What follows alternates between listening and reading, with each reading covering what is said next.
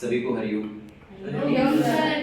Okay, तो आज के सिलेबस में अपन पढ़ेंगे योगा ओलंपियाड। क्या पढ़ेंगे? योगा ओलंपियाड। आपने इससे पहले आपने योगासना भारत पढ़ा, NYSF पढ़ा ना, जो नेशनल योगा स्पोर्ट्स फेडरेशन था, जिसका अभी नाम क्या हो गया? योगासना भारत। उसके बाद मैंने आपको पढ़ाया SGFI, school games federation of India, जो स्कूल के जितने भी गेम होते हैं तो उसमें योगा का क्या रोल रहता है और योगा गेम किस प्रकार से खेला जाता है, उसमें कितने आसन होते हैं, मार्किंग कैसे होती है, कितने प्लेयर खेलते हैं, उसके बारे में मैंने आपको बताया। अभी आज मैं आपको बताने वाला हूँ योगा ओलंपियाड। ये भी एक इवेंट होता है जो राजस्थान सरकार की तरफ से जो जारी दिशा निर्देश हैं वो मैं आपको बताऊंगा इसके बारे में। तो सबसे पहले बात तो ये आती है कि इसमें पार्टिसिपेट कौन कर सकता है इस योगा ओलंपियाड में, है ना? तो आपके अकॉर्डिंग कौन खेल सकता है इसको? कभी किसी से सुना हो आपने या किसी ने बताया हो आपको इसके बारे में? योगा ओलंपियाड का नाम कभी सुना नहीं होगा? नहीं सुना ना? ठीक है। तो इसमें 3 स्कूलों को ही अथॉरिटी दी गई है। कितने स्कूलों को अथॉरिटी दी गई है? ओनली फॉर 3 ही स्कूल है। वो तीनों स्कूल कौन से होंगे?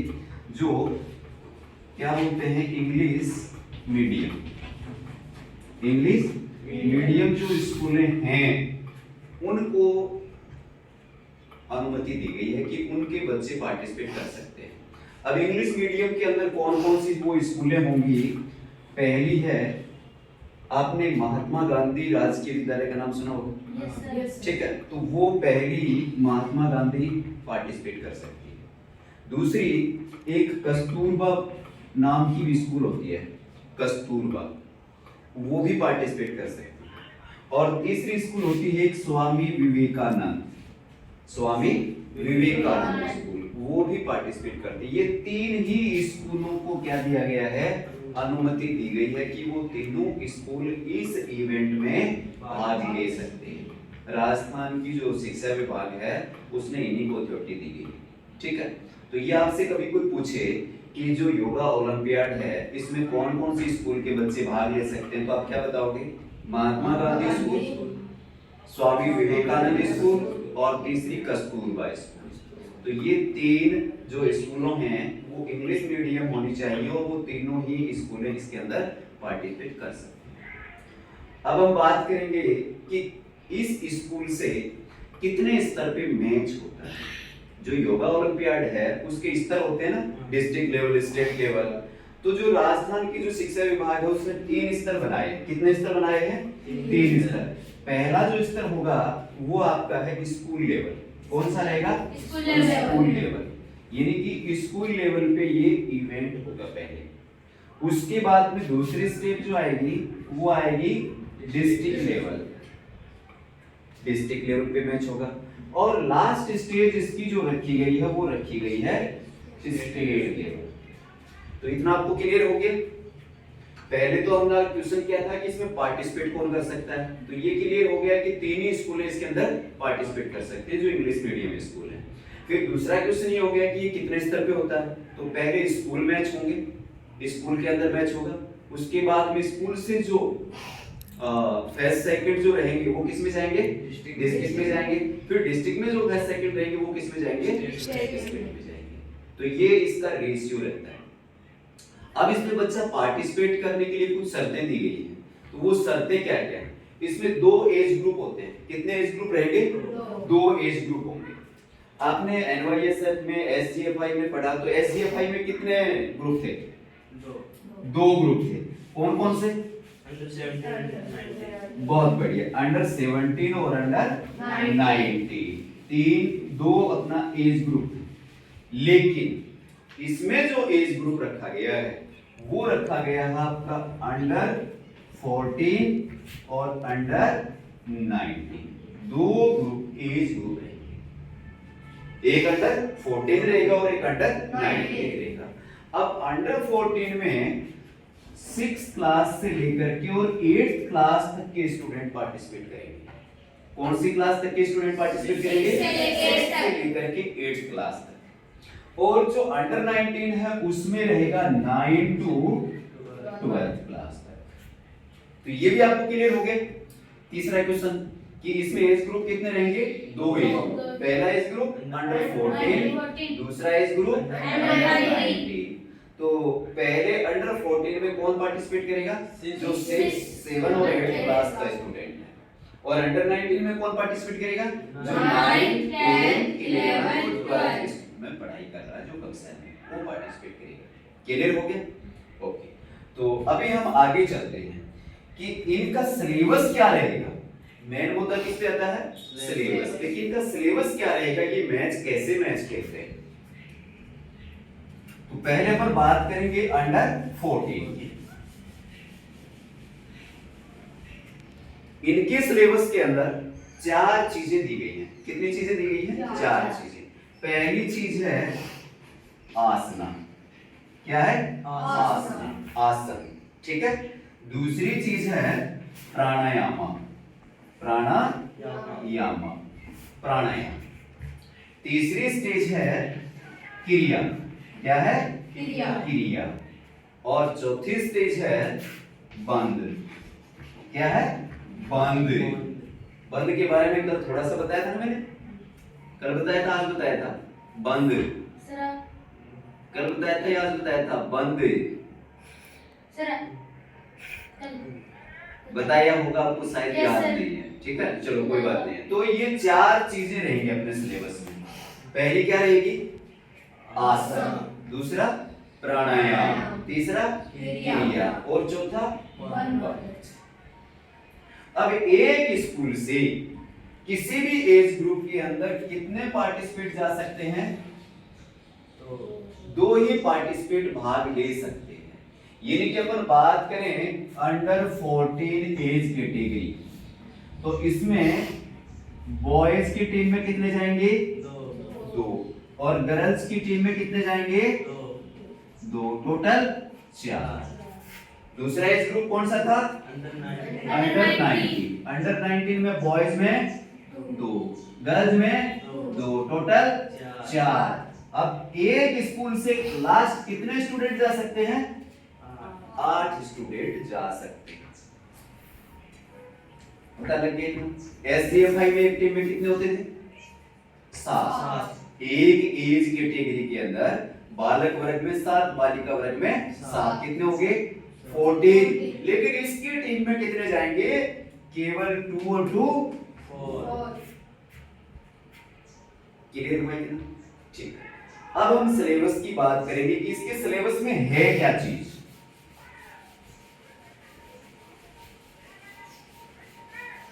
आपको समझ आ रहा है ना? Yes sir. ओके, ठीक है। तो अब ये जो 2 प्लेयर हैं, ये 2 प्लेयर मान लेते हैं कि एक नीटू हो गया। कौन हो गया? नीटू। और दूसरा प्लेयर इसके साथ में कौन हो गया? दीक्षित। ठीक है, नीटू और दीक्षित 2 प्लेयर हो गए। ये दोनों मान लो किसी एक स्कूल से अंडर 14 एज कैटेगरी के अंदर पार्टिसिपेट किया इन्होंने। ठीक है। अब जब मैच होंगे तो इनको सबसे पहले क्या लगाना पड़ेगा? आसन। इन दोनों को टोटल 6 आसन लगाने पड़ेंगे। कितने आसन लगाने पड़ेंगे? 6 आसन। इसका चार्ट ऑलरेडी दिया गया है, उसके सिलेबस की मैं आपको तैयारी कराऊंगा। अब 6 आसन को 3 भागों में बांटा। कितने भागों में बांटा है? 3 भागों में। पहला भाग आपका रहेगा स्टैंडिंग। कौन से आसन है इसमें? स्टैंडिंग सीरीज के, खड़े होके करने वाले। दूसरी कैटेगरी में जो आसन दिए गए हैं वो है सिटिंग सीरीज, बैठकर किए जाने वाले आसन। और तीसरी कैटेगरी के अंदर दिए गए हैं स्पाइन। क्या दिए गए हैं? स्पाइन, यानी कि ट्विस्टिंग की और ज्यादा थोड़ा सा वैसे। ठीक है, तो ये 3 भागों में बांटे। अब इस सिटिंग में कुल 4 आसन दिए गए हैं। कितने आसन दिए गए हैं? 4 आसन। सिटिंग में भी कितने आसन दिए गए हैं? 4 आसन। और आपका स्पाइन में कितने दिए गए हैं? 6 से 8 आसन। ठीक है, 6 भी हो सकते हैं और 8 भी हो सकते हैं। अब क्या होगा कि ये जो दोनों प्लेयर थे नीटू और दीक्षित, इन दोनों को अपनी टीम का प्रदर्शन करने के लिए कितने आसन लगाने पड़ेंगे?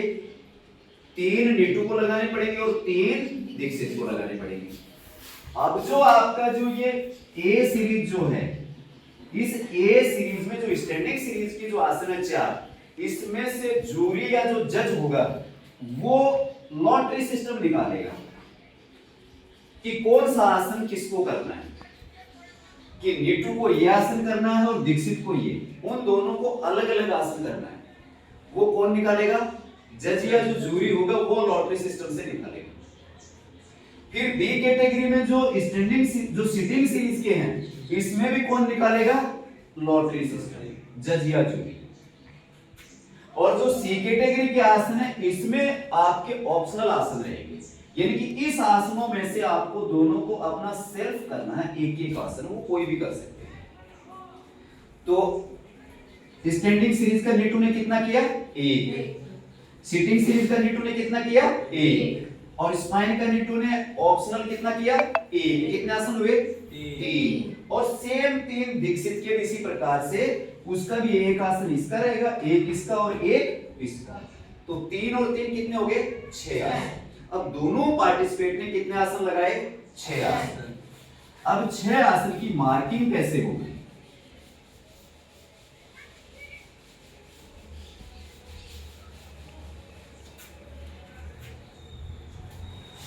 6 आसन लगाए, एवरी आसन की मार्किंग रहती है 10 मार्क्स। कितने नंबर का आसन रहेगा?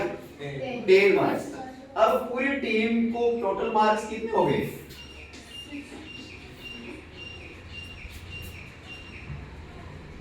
एक आसन 10 नंबर का। टोटल कितने आसन है? 6 आसन है, 3 नीटू के और 3 दीक्षित के। तो तीनों की मार्किंग कितने में हो जाएगी? दोनों की मार्किंग 60 नंबर में से होगी। यानी कि जो भी मार्किंग देगा जो जज या जूरी, वो एक आसन की कितने में से देगा? 10 में से देगा, 8 देगा, 7 देगा, 6 देगा। ठीक है, इस प्रकार से 6 आसन है, तो वो 60 में से वो टीम अपने मार्क हासिल करेगी। 50 लेती है, 40 लेती है, 48 लेती है, कितने लेती है। ठीक है, टोटल 60 मार्क। तो आपको पता चल गया कि आसन दोनों प्लेयर लगाएंगे, कितने लगाएंगे? 6 आसन, 3-3। हर आसन की कितनी मार्किंग होगी? 10 मार्क्स। 10 × 6 बराबर 60 मार्क्स। क्लियर हो गया? ओके। अब दूसरा सिस्टम प्राणायाम। इस प्राणायाम में 3 प्राणायाम का दिया गया है। कितने प्राणायाम दिए गए हैं? 3 प्राणायाम दिए गए। उन तीनों प्राणायामों में से जज या जूरी होगा वो लॉटरी निकालेगा और वो बोलेगा कि आपको ये प्राणायाम करना, कोई भी एक प्राणायाम का नाम देगा। वो प्राणायाम आपको करना है केवल एक। वो एक, इन दोनों में से केवल एक पार्टिसिपेट करेगा। इन दोनों में से केवल एक करेगा। वो आपके ऊपर निर्भर रहेगा कि नीटू करेगा या दीक्षित करेगा। दोनों में से एक ही करेगा। उसकी मार्किंग होगी 20 नंबर में से। तो 60 ये थे और 20 ही हो गए। कितने हो गए? 80। अभी बच गया आपका क्रिया। अभी क्रिया में से 2 क्रियाएं हैं, उनमें से लॉटरी सिस्टम कोई भी एक क्रिया का आपको नाम बताएगा कि आपको ये क्रिया करनी है। ठीक है, वो भी आप अपनी मर्जी से नहीं कर सकते। अब वो एक क्रिया कौन करेगा? ये 2 खिलाड़ी थे, दोनों में एक ने तो प्राणायाम कर लिया, लेकिन एक जो बच गया उसको क्या करनी पड़ेगी?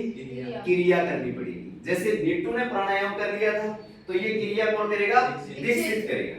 अब उस दीक्षित को ये क्रिया करनी पड़ेगी। उसका भी मार्किंग कितना है? 20। अब टोटल मार्किंग टीम की कितनी हो गई? 100। ये आपको इस प्रकार से दल को खेलना पड़ता है। अपनी अपनी स्कूल से टीम जाती है, 2 स्टूडेंट जाएंगे, दोनों स्टूडेंट पहले क्या लगाएंगे? आसन लगाएंगे 6। उनकी मार्किंग हो जाएगी 60 में से। फिर उनमें से एक को एक प्राणायाम करना पड़ेगा। उसकी मार्किंग किसमें से होगी? 20 नंबर में से।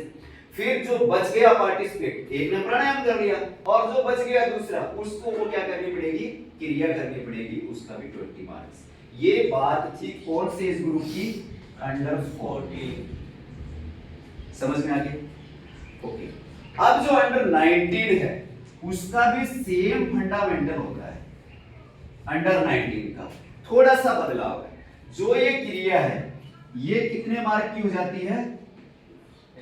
10 मार्क की। ये जो क्रिया 10 मार्क की हो जाएगी और बंद भी कितने नंबर का हो जाएगा? 10 मार्क का। तो कितने हो गए?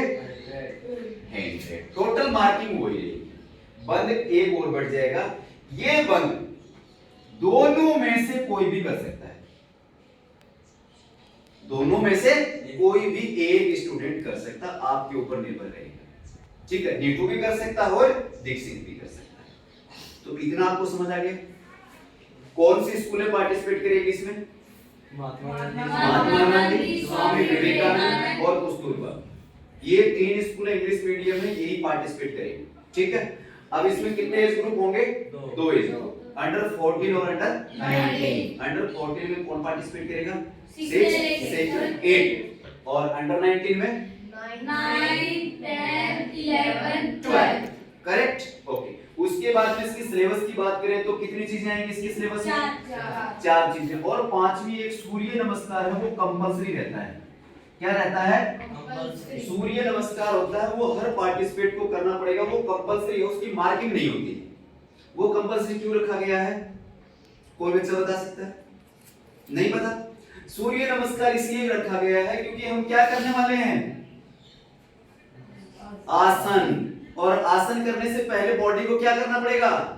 वार्म अप करना पड़ेगा। तो सूर्य नमस्कार से क्या हो जाएगी? बॉडी वार्म अप हो जाएगी। इसलिए इसको कंपलसरी रखा गया है कि हर स्टूडेंट को मंच पे जाकर के सूर्य नमस्कार करना है। उसके बाद में आपको आसन से स्टार्ट करना है। ठीक है, तो सिलेबस में आपको पता चल गया कि ये चीजें होती हैं। उसके बाद में अंडर 14 में केवल कितनी चीजें रहेंगी? 3 चीज रहेगी। आसन कितने नंबर के? 60 नंबर के। प्राणायाम 20 नंबर का। क्रिया 20 नंबर। और अंडर 19 में क्या बढ़ जाएगा? बंद बढ़ जाएगा। और क्रिया और उसकी मार्किंग 10 मार्क हो जाएगी, टोटल 1 रहेगी। इतना आपको समझ आ गया? तो ये था योगा ओलंपियाड के बारे में थोड़ा सा आपको जानना है। अब इसमें से कौन कौन से आसन दिए गए हैं वो आसन अपन कल की क्लास में करवाएंगे। कल की क्लास में कि वो आसन कौन कौन से आसन हैं, स्टैंडिंग सीरीज के कौन से हैं, सिटिंग सीरीज के कौन से हैं, स्पाइन के कौन से हैं, मॉर्निंग टाइम में, है ना? वही आसन हम करवाएंगे कल, ताकि आपको फ्यूचर में किसी भी स्टूडेंट को बताना हो या आपसे कोई पूछे कि योगा ओलंपियाड कौन खेल सकता है तो आप बता सकते हो ना उसको कौन से आसन है। उसमें आपके पास में चार्ट रहेगा तो आप बता सकते हो कि भैया ये रहता है, ये आसन रहते हैं, ऐसे ऐसे इसमें लगाना पड़ता है। ठीक है, अब थोड़ा सा इस योगा ओलंपियाड की जूरी और जज के बारे में बात कर लेते हैं। जज समझते हो ना आप लोग कि इसमें जज कितने जज रहते हैं? जैसे एनवाईएसएफ में बताया था मैंने, डी जज, सी जज है, टाइम कीपर जज है, ई जज है, चीफ जज है, स्कोरर है। तो इसके अंदर मैं आपको थोड़ा बता देता हूं कि जज और जूरी कितने होते हैं और कौन रहता है। योगा ओलंपियाड में जज और जूरी की बात करें तो टोटल 3 ऑफिसर्स की टीम रहती है। कितने की टीम रहती है? 3। इसमें 3 ही जज रहते हैं। ठीक है, पहला जज होता है वो रहेगा आपका चीफ जज। क्या रहेगा? चीफ जज, यानी कि सबका हेड मान लो। ठीक है, दूसरा जो जज रहता है वो रहता है स्कोरर। क्या रहता है? स्कोरर, जो आपके आसनों के नंबर देगा, प्राणायाम के नंबर देगा, सीट में चढ़ाएगा, वो कौन होता है? स्कोरर। और तीसरा आपका होता है टाइम कीपर। Time keeper. तो कितने जज रहते हैं इसमें? 3 ही जज रहते हैं। एक चीफ जज रहेगा जो ओवरऑल हेड रहेगा, दूसरा स्कोरर रहेगा जो कि आपको मार्किंग देगा सीट में, और तीसरा टाइम कीपर का क्या काम है? टाइम देखना। आपके आसन की होल्डिंग जैसे 1 मिनट है तो वो बोलेगा स्टार्ट और अपनी स्टॉप वॉच स्टार्ट कर लेगा कि आप 60 सेकंड तक होल्ड कर रहे हो नहीं कर रहे हो। ये कौन करता है? टाइम कीपर का काम, तो वो देखेगा। तो आपको पता चल गया कि कितने जज होंगे? 3 ही जज। अब 3 जज में ये जो चीफ जज है ये योगा एक्सपर्ट होना चाहिए। क्या होना चाहिए? योगा एक्सपर्ट होना चाहिए। ये नहीं है कि किसी भी पीटीआई को लगा दिया। ये जो स्कॉलर है ये किसी भी स्कूल का पीटीआई लग सकता है। जो भी गवर्नमेंट स्कूल का, उन स्कूलों के कौन से इंग्लिश मीडियम जो स्कूलें हैं, जो महात्मा गांधी, स्वामी विवेकानंद और कस्तूरबा, उन तीनों स्कूल का कोई भी पीटीआई होगा उसको क्या लगा देंगे? स्कॉलर लगा देंगे। और टाइम कीपर भी लगा देंगे। लेकिन किसी पीटीआई को या शारीरिक शिक्षक को ये जो चीफ जज है ये नहीं लगा सकते बरखिलाफ कि यदि वो योगा एक्सपर्ट ना हो, क्योंकि उसको क्या चाहिए, योगा एक्सपर्ट चाहिए। हाँ, यदि वो ऑलरेडी वो शिक्षक जो है वो योगा एक्सपर्ट है तो वो लग सकता है, लेकिन एक नॉर्मल पीटीआई जिसने योग के बारे में पता नहीं है या योग के क्षेत्र में उसने काम नहीं किया है और योग को गहराई से नहीं जानता है तो वो चीफ जज नहीं लग सकता। तो ये किसी भी योगा स्कूल से चीफ जज लगेगा, जो भी स्टूडियो चलाते हैं, जो योग शिक्षक हैं जो, वो लगेगा ये चीफ जज। समझ में आ गया आपको? ठीक है, ओके। तो आज के लिए इतना ठीक है, थैंक यू।